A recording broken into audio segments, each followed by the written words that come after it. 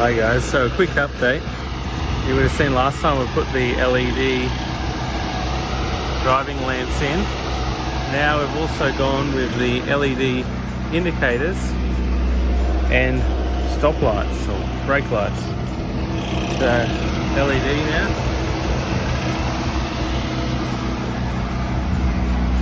And on the back also, a nice bright LED. Those are LED brake lights as well.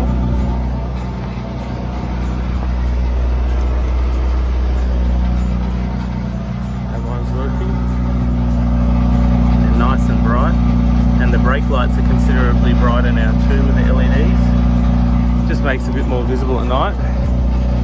Also managed to get a working globe in the reverse light, and the reverse light works. The only thing I don't have yet is the globes for the number plate light.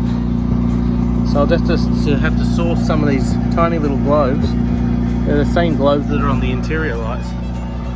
But once I source those, then we'll have matching set of lights. And here's it with all the lights on. They're just regular halogen sealed globes, those two. But these ones are LED, and these are LED. Nice and bright and low current draw, which is good. Now, one thing to note when getting LED globes is you actually need to change the flasher unit.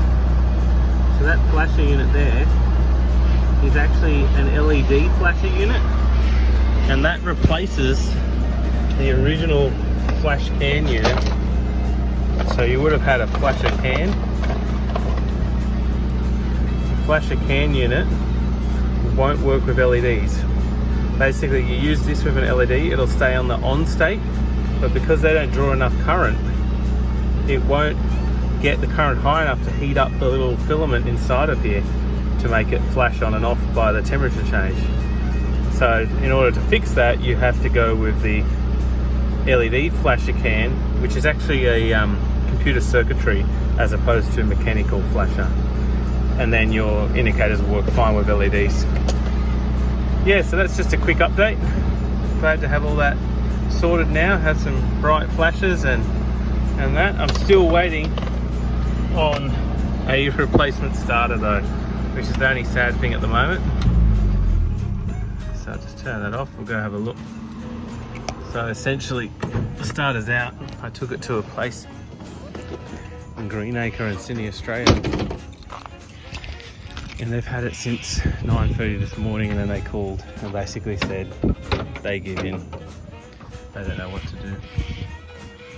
So that's where the starter used to be. And now it's just a hole. I just have the car running to give it a bit of a run since I've got the new battery in that.